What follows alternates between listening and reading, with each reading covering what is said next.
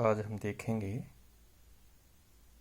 गणित शिक्षण के अंतर्गत, जिसके अंतर्गत हम पहले भी 2 व्याख्यान देख चुके हैं। गणित शिक्षण सहायक सामग्री के अंतर्गत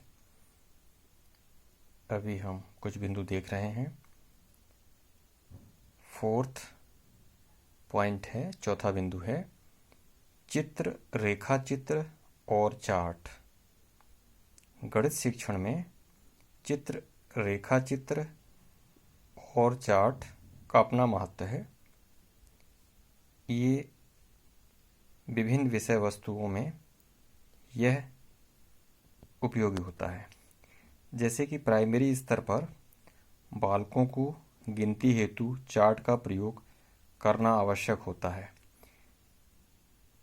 थोड़ी बड़ी कक्षाओं में रेखागणित की पाइथागोरस जो थ्योरम होती है, श्राद्ध होती है, पढ़ाते समय पाइथागोरस का चित्र, और बीजगणित में श्रीधराचार्य विधि से गुणनखंड कराते समय श्रीधराचार्य का चित्र बालकों को दिखाया जाए तो बालकों में रुचि उत्पन्न होती है,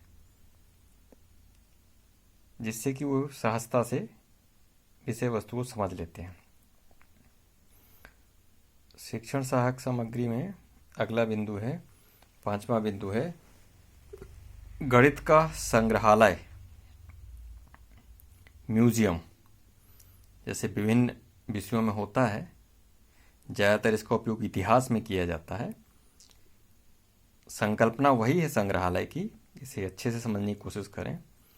यहाँ हमें यह समझना है कि गणित से संबंधित जो कुछ भी सामग्री हो, दिमाग में इस बात का ध्यान रखें, चाहे वह प्रत्यक्ष वस्तु हो, चाहे वो आपके 3 डायमेंशनल फिगर हों, सॉलिड फिगर हों, जैसे गोले हों, बेलन हों,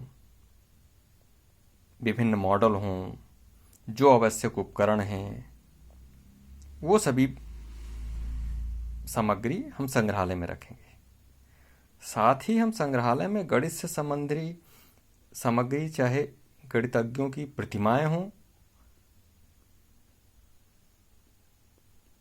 और पत्र पत्रिकाएं हों, जो गणित पढ़ाने और सीखने में सहायक हैं, वह संग्रह योग्य हैं। यह हमें निर्धारित करना है। एक गणित विषय की शिक्षक होने के नाते, गणित विषय के विद्यार्थी होने के नाते, विद्यार्थी इसलिए क्योंकि कई बार विद्यार्थी को जब यह समझ में आ जाता है कि क्या विषय वस्तु हमारे लिए उपयोगी है, तो वह भी हमारे साथ मिलकर के उन सभी वस्तुओं का संग्रह करेगा। उसमें एक संग्रह प्रवृत्ति आ जाती है और वह स्वयं ये कहेगा कि यह गणित में इस प्रकरण के लिए सहायक हो सकती है, यदि बच्चों को यह समझ में आ जाए। और बहुत ही अच्छी रुचि वाली बात है कि वह भी अगर संग्रहालय में कुछ विषय वस्तु के पढ़ाने में जो सामग्री हो, मॉडल हो, उनके परिवेश पर आधारित कोई विषय वस्तु हो, वो ला करके दें और उसे भी संग्रहालय में रखा जाए। तो संग्रहालय में हमें जो भी गणित विषय से संबंधित सामग्री है वह हमें रखना है। अगला बिंदु है यहाँ पर गणित परिषद, मैथमेटिक्स एसोसिएशन। ये ठीक वैसा ही है जैसे कि विभिन्न परिषद होते हैं, उसी संकल्पना को गणित परिषद में रखा गया है।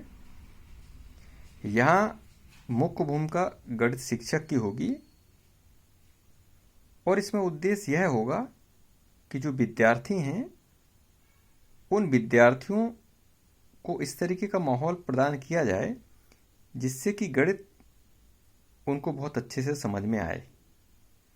और इस हेतु जो गणित का शिक्षक होगा वह समस्त विद्यार्थियों को कुछ कुछ भूमिकाएं देगा। जो विभिन्न पद होंगे उस परिषद को चलाने के लिए वह विभिन्न विद्यार्थियों को दिए जाएंगे, चाहे वह सभापति के पद हों, मंत्री के पद हों, कोषाध्यक्ष के पद हों। और इन सभी पदों में और भूमिकाओं में इस बात का ध्यान रखा जाएगा कि इन सभी की निगरानी यह जो देख रेख है वह शिक्षक करेगा और शिक्षक सदैव विद्यार्थी से अच्छा इंटरेक्शन अंतःक्रिया बना के रखेगा, जिससे कि जो माहौल है वह ऐसा बने कि पूर्णतः गणितीय परिवेश बन जाए। क्योंकि जहाँ पर अंतःक्रिया होनी है, ज़्यादा मिलने के अवसर होंगे, जहाँ पर बैठक होगी, क्योंकि गणित की परिषद बनाना है तो कुछ लोग बैठेंगे, बातें करेंगे, वो उसका एक परिवेश होगा। बैठक व्यवस्था होगी तो वहाँ पर कुछ गणित की प्रतिमाएं लगाई जाएंगी, पुस्तकें रखी जाएंगी, उसी विषय से संबंधित चर्चा होगी।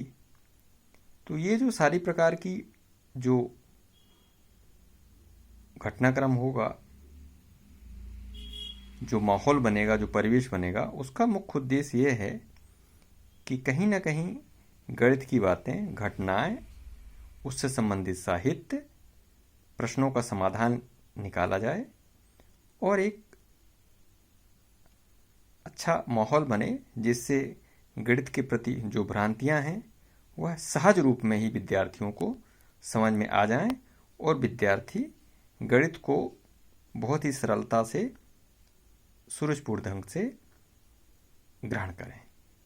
इस प्रकार आज हमने गणित परिषद तक सहायक सामग्री के रूप में देखा। आगे हम कुछ बिंदु और हैं सहायक सामग्री के रूप में जो अगले वीडियो में देखेंगे। इन समस्त बिंदुओं का ध्यान रखें, लिख लेवें और अपने सहयोगी साथियों को भी शेयर करें, जिससे वो भी इससे लाभान्वित हों। धन्यवाद।